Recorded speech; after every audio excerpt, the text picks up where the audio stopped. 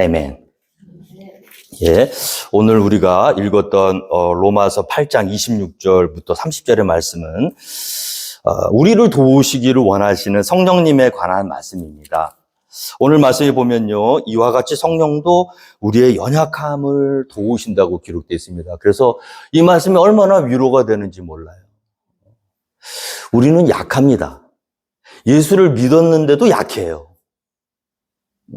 예수 믿고 거듭났는데 왜 약할까요? 아직 육신을 입고 있기 때문에 그래요. 그래서 우리가 그것을 이해를 하셔야 됩니다. 인정을 하셔야 됩니다. 우리가 항상 하나님 앞에서 바로 서기를 원하고 잘 살기를 원하지만 일주일씩 우리의 삶을 돌아보면 얼마나 수도 없이 많은 실패와 좌절 가운데서 절망할 때가 많습니까? 그럴 때 이 말씀이 위로가 될 줄로 믿습니다.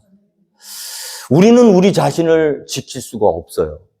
때로는 어떤 시험 가운데 똑같은 시험인데도 맨날 넘어지는 거예요. 왜 이렇게 머리가 나쁜지. 우리의 약함을 우리의 대적 마귀는 그 누구보다도 잘 알고 있어요. 어떤 부분이 약점인지를 너무 잘 아는 거예요. 그것만 찌르면 맨날 넘어지는 거예요. 그럼 우리는 넘어지면서 또 실망하고 좌절하고 괴로워하고. 만약에 성령 하나님이 안 계셨다면 우리 참 어려웠을 거예요. 근데 하나님께서 이 모든 것을 다 아시고 예수님이 우리 함께 하시다가 제자들과 함께 하시다가 부활 승천하시면서 이제 예수님 대신에 누구를 보내주셨어요? 홀리 스피릿, 성령님을 보내주셨어요. 그 성령님은 이제 어디에 거하세요? 우리 가운데 거하시. 우리 안에 거하셔서 떠나지 않고 우리가 어려움을 당할 때마다 약해질 때마다 우리 속에서 우리를 위해서 기도해 주시고 간구해 주시는 분이 계시다는 거죠. 여러분 실망하지 마십시오. 우리가 약하다고 실망하지 마십시오. 우리는 다 약한 거예요. 그게 정상이에요. 그런데 하나님은 그 약함도 사랑하신다는 거예요. 그리고 무엇보다도 그 약함을 도우시는 삼위 하나님 가운데 한 분이신 성령님을 우리 가운데 보내주셨다는 거예요. 이 사실을 잊지 마십시오. 악한 마귀는요, 자꾸 우리의 연약한 부분들을 들춰내려고 그래요. 그래서 너는 안 돼. 네가 어떻게 되겠어? 그 괴로워하고 절망하고. 그럴 때 우리가 이 말씀을 떠올리시기 바랍니다. 기억하시기 바랍니다. 그렇지, 나에게는 성령 하나님이 계시지. 나는 약해. 나는 연약해. 베드로가요, 자기 스스로 강하다고 생각했을 때 넘어졌어요. 모든 사람들이 다 예수님을 부인하고 배신하고 떠날지라도 나는 떠나지 않겠습니다 하고 큰 소리 쳤어요. 자기가 강한 거죠. 그런데 닭이 울기 전에 예수님 말씀대로 3번 주님을 부인하고 마지막에 저주까지 하고 얼마나 비참하고 얼마나 처참하고 얼마나 낙심되는 그런 마음으로 고향으로 돌아가서 고기를 잡았겠습니까? 그때 예수님이 딱 나타나셔서 부활하신 다음에 나타나셔서 그에게 뭐라고 그러셨어요? 베드로야, 네가 그럴 줄 몰랐다. 너 정말 나쁜 놈이다. 너 왜 그랬어? 그렇게 안 하셨죠. 뭘 물어보셨습니까? 네가 요한의 아들 시몬아, 네가 나를 사랑하느냐? 여러분, 약해서 넘어져도 우리 주님은 물으시는 거는 너 왜 그랬어가 아니라 너 그럼에도 불구하고 아직 나와 함께 있기를 원하니? 나를 사랑하니? 네가 나를 사랑한다면 너의 약함쯤은 아무것도 아니야. 내가 너의 모든 약함을 다 알고 있어. 내 앞에서 감추려고 하지 마. 속이려고 하지 마. 네가 지금 내 앞에서 또 맹세하고 또 같은 죄를 진다고 해도 나는 네가 나를 사랑한다면 7번씩 아니라 70번에 7번씩이라도 너를 용서해 줄 수 있어. 할렐루야. 여러분, 그래서 마귀는요, 우리를 낙심시킵니다. 절망시켜요. 마귀의 정죄 앞에 온전히 살아남을 수 있는 사람은 아무도 없어요. 그러니까 마귀의 어떤 그 기준에 우리가 맞춰서 살려고 하면 율법주의자가 되는 거예요.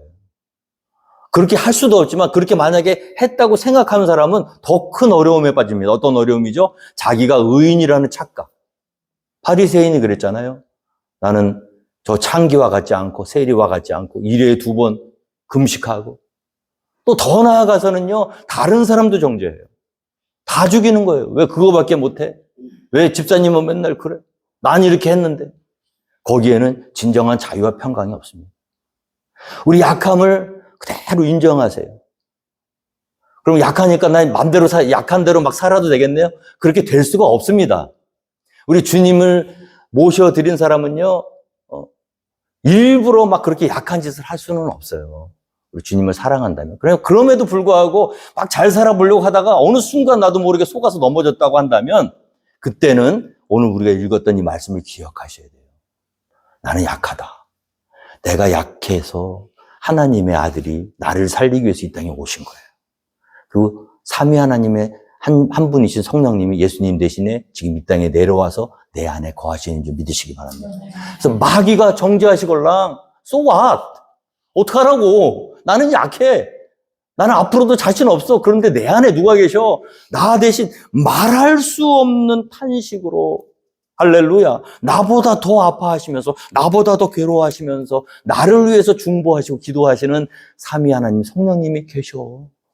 할렐루야. 그리고 그분이 나를 사랑하신대. 너는 나를 정죄하고 너는 나를 지옥 갈 사람이라고 막 송사를 할지 몰라도 나의 안에 계시는 성령님은 나의 약함과 상관없이 나보다 더 아파하시면서 나를 위해서 기도하는 분이 계셔.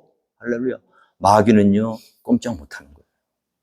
오늘 우리의 생각과 마음 속에 우리의 약함을 그대로 받아주시는 성령 하나님을 모셔드리길 주님으로 축원드리겠습니다. 우리는 또 오늘 예배 끝나고 또 나가면서 또 약해질 거예요. 그러나 최선을 다해서 하나님의 뜻대로 살려고 노력하십시오. 막 살지는 마세요. 그럼에도 불구하고 어느 순간 또 걸려 넘어지는 그런 모습, 자기 자신을 발견하시걸랑 정죄와 죄책감 속에서 괴로워하시기 전에 회개하시고 다시 주님 앞에 바로 서서 주님, 내가 또 약해서 넘어졌네요. 나를 위해서 기도해 주시는 주님 도와주세요. 기도하면 도와주신다. 오늘 우리를 위해서 기도하시는 성령님은요, 우리가 너무 힘들면 기도도 안 나올 때가 있어요. 그렇죠? 그런데 너무 어떻게 기도해야 될지, 무엇이 하나님의 뜻일지 모를 때 성령님이 도와주세요. 이렇게 하는 게 하나님의 뜻이야. 그래서 여러분, 기도는 손해볼 게 없어요. 어떻게 기도해야 될지 모르고도 교회로 나올 수 있거든요. 너무 괴로워서 힘들어서 혼자 기도해보니까 안 되니까 그 괴로운 마음에 교회로 나왔어요. 근데 어떻게 해야 될지 모르겠어. 무슨 기도를 해야 될지 모르겠어. 그럴 때 그냥 기도하세요. 하나님 앞에 막 유창하게 중언부언하는 게 기도가 아니에요. 기도는 뭐예요? 의지하는 겁니다. 하나님 도와주세요. 의지하는 거예요.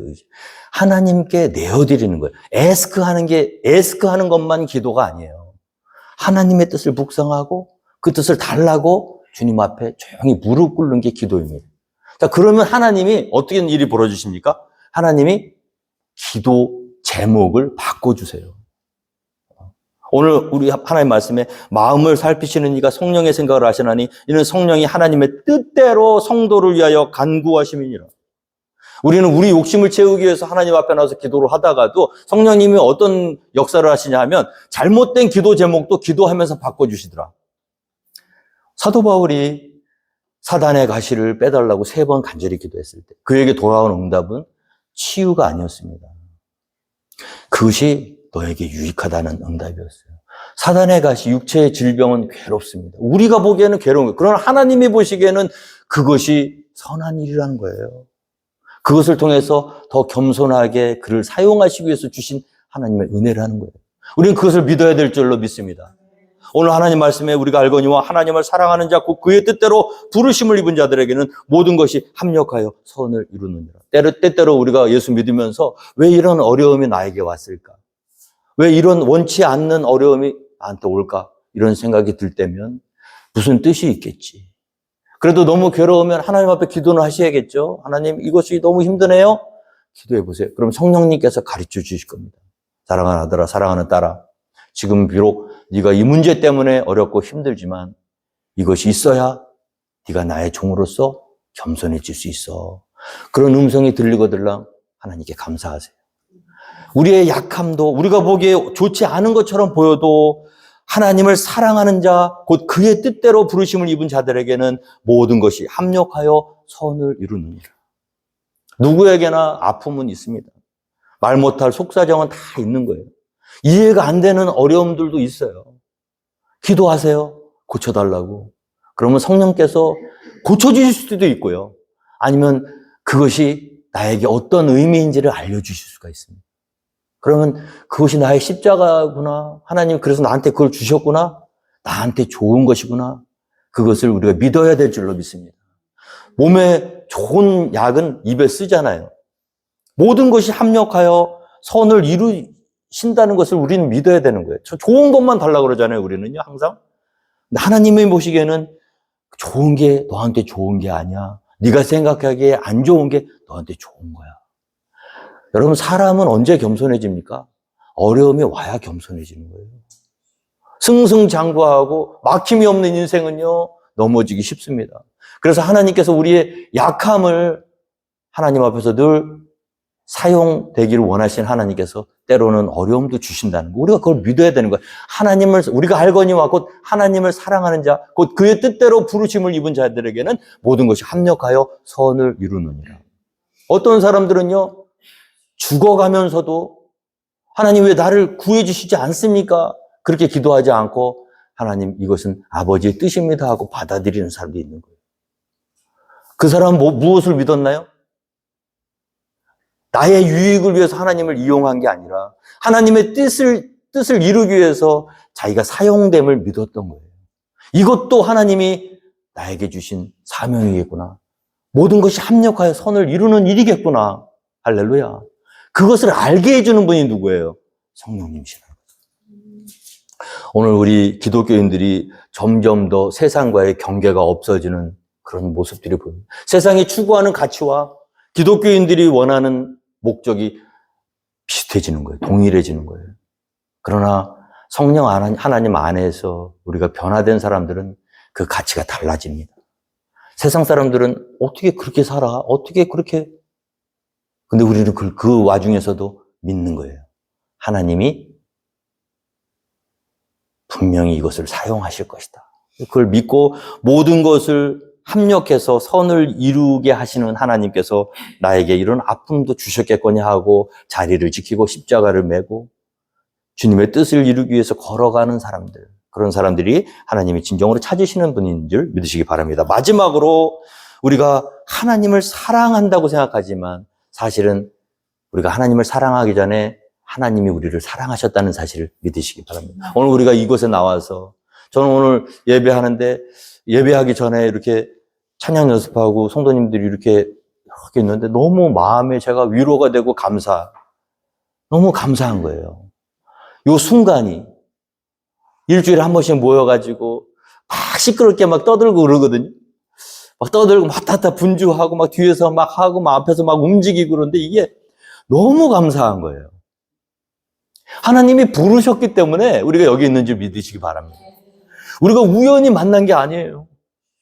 이 몸된 교회에서 이렇게 모여가지고 우리가 함께 하나님을 예배하고 함께 교제를 하고 좀 가슴 아픈 일들도 같이 있죠. 그런 일들도 함께 겪으면서 그래도 믿음의 공동체로 이렇게 살아갈 수 있는 것은 내가 똑똑해서 내가 잘나서 내가 선견지명이 있어서 이렇게 온 게 아니라 하나님이 우리 각자를 사랑하시고 미리 아시고 불러주시고 의롭다고 인정해 주시고 영화롭게 하시기 위해서 이 자리에 불러 모아주신 것을 믿어야 될 줄로 믿습니다. 그래서 감사하셔야 되는 거예요. 할렐루야. 얼마나 감사한지. 우리 믿음의 공동체도 너무 감사한 거예요. 믿음의 공동체가 우리를 지켜줍니다. 그 안에서 힘들고 어려운 것을 함께 겪으면서 이곳에서 작은 천국을 연습하고 훈련하라고 하나님 주신 거예요. 우리 천국에 가면요, 이제는 더 이상 미움도 없고 시기 질투 다툼 그런 게 없잖아요. 그걸 가서 갑자기 문화 쇼킹 샥 하기 전에 여기서 어떻게 해요? 준비하라고 우리를 부르신 거예요. 여기에서 용서하시는 연습, 사랑하시는 연습, 여기에서 함께 누리는 기쁨을 누리는 연습. 그 여기서 연습을 해서 그러니까 연습이 끝나기 전 준비가 되기 전까지 하나님 안 부르십니다. 흠이나 티 없는 거 주름 잡힌 게 없도록 이 지상교회에서 우리 하나님의 자녀들을 훈련시키시는 거예요. 그래서 교회를 섬기면 마음 아픈 일들이 있는 거예요. 마음 아프면서 어떻게 해요? 주름 잡힌 것, 흠 있는 것 펴지고 다려지고 깨끗해지면서 하나님 나라의 그리스도의 거룩한 신부, 순결한 신부가 되기 위한 신부 수업하라고. 얼마나 감사해요. 이렇게 우리가 조그만 교회를 진짜 더 감사한 거예요. 왜냐하면 더 민감하게 훈련할 수 있거든요. 더 상대편의 티가 보이고 흠이 보일 수 있잖아요. 그럴 때 우리가 오늘 하나님께서 우리를 부르셨잖아요. 우리가 하나님을 사랑하기 전에 하나님이 먼저 아신 자들을 또한 그 아들의 형상을 본받게 하기 위해서 부르셨다는 거예요. 그냥 부르신 게 아니에요. 우리의 신랑 되신 예수님의 신부가 되기 위해서는 예수님을 신랑으로 맞이할 수 있는 정도의 신부가 돼야지. 그렇잖아요. 청함을 받은 자는 많되 택함을 입은 자는 적단 말이에요. 그리스도의 그 결혼식장에 많은 사람들이 앉아 있는데 딱 결혼식에 가보니까 이거는 옷을 다 벌거벗고 있는 거예요. 그래서 사람 바깥에 슬피. 아직도 그 주님의 순결한 신부답지 못한 그런 모습들 바깥 어두운 데서 슬피 울며 일을 간다. 그러면 우리 왜 부르셨냐? 거룩하고 순결한 그리스도의 신부로 준비시키시길 불렀다는 거예요. 우리 신랑 대신 예수님 닮게 하기 위해서 하나님이 미리 아신 자들을 또한 그 아들의 형상을 본받게 하기 위해서 불렀다는 거예요. 믿으십니까, 여러분? 그래서 여러분 신앙이 자라갈수록 우리 가운데서는 예수님이 나타나셔야 될 줄로 믿습니다. 그래서 전도도요, 우리가 예수님을 보여줘야 전도가 돼요. 어떻게 보여주느냐? 내가 예수님의 모습이 되어야 된다는 거지. 나를 통해서, 우리의 삶을 통해서 세상 사람들이 예수님을 발견하면 오지 말래도 와요. 그런데 예수님 되게 좋은 분이야. 그분 어디 있는데? 보여봐. 그럴 때 내가 바로 그 예수님이야. 그럼 이단인가요? 그건 아니고 그런 말을 할 수는 없지만 나는 예수님처럼은 못 살지만 다른 거지 조금. 세상의 가치관과는 다른 거예요. 그런 것들을 사람들이 느끼게 하시기 위해서 우리를 불렀다는 거예요. 그래서 점점 더 예수님처럼 그런 모습이 되어가 될 줄로 믿습니다. 하나님의 자녀들이 그렇게 하기 위해서 부르신 거예요. 그 아들의 형상을 본받게 하기 위해서 미리 정하셨다는 거예요. 하나님의 마지막 최종 목적은 뭐예요? 미리 정하시고, 미리 아신 자들을 정하시고, 부르시고, 의롭다 하시고, 그리고 영화롭게 하셨다.